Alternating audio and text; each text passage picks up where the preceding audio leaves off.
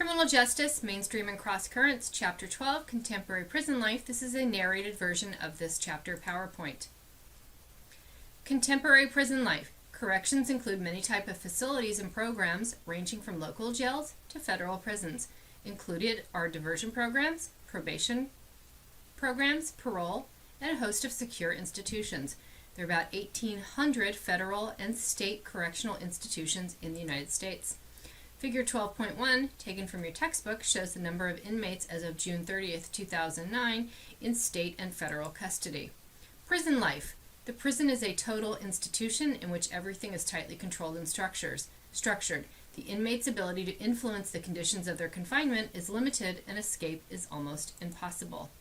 Psych's 5 pains of imprisonment include deprivation of liberty, deprivation of goods and services, deprivation of heterosexual relationships, deprivation of autonomy, and deprivation of security. Prison life contemporary issues include inmate subculture, prison gangs, supermax prisons, and riots and violence. Argot roles are specific patterns of behavior that inmates develop in prison to adjust to the environment. Some of the issues with inmate subcultures include rats and centermen, guerrillas and merchants, wolves, punks and fags, ballbusters and real men, toughs and hipsters. Prison gangs can include Mexican Mafia, La Nuestra Familia, Black Guerrilla Family, and the Aryan Brotherhood. Supermax prisons.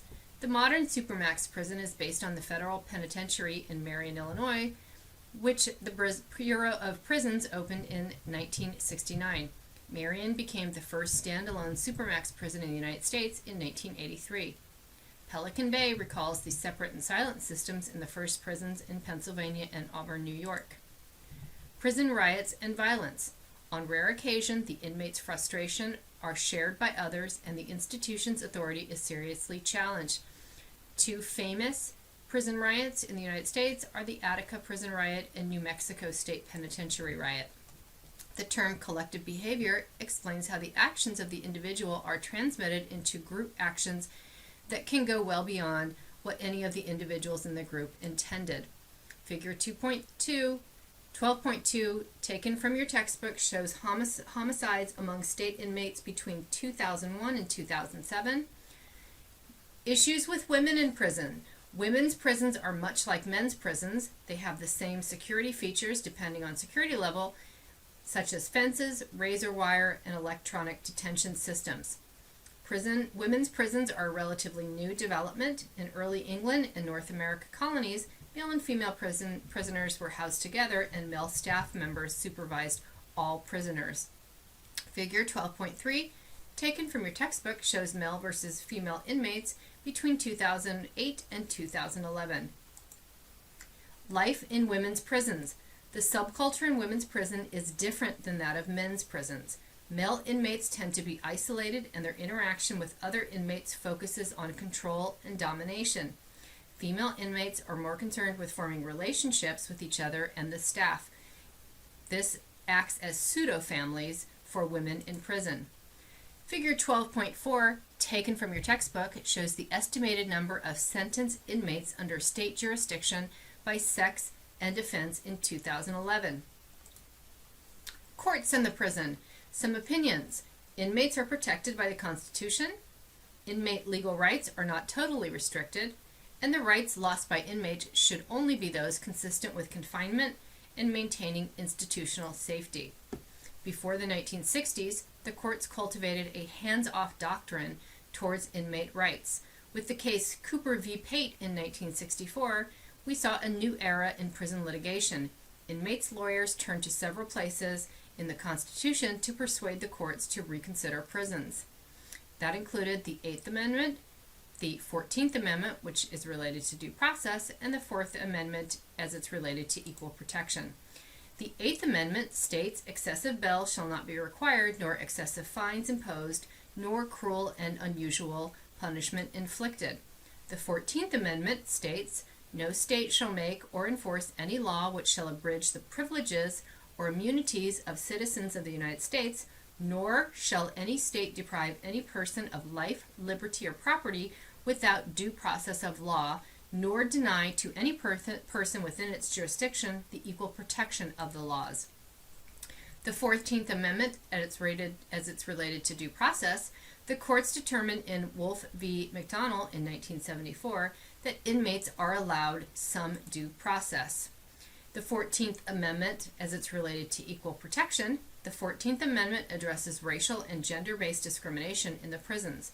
Discrimination prohibited in society is also prohibited in correctional institutions. Constitutional expectations of privacy are only partially available to inmates, and the inmate's body is a point of contention. Working in the prison. The most prevalent job in the prison is the correctional officer or guard.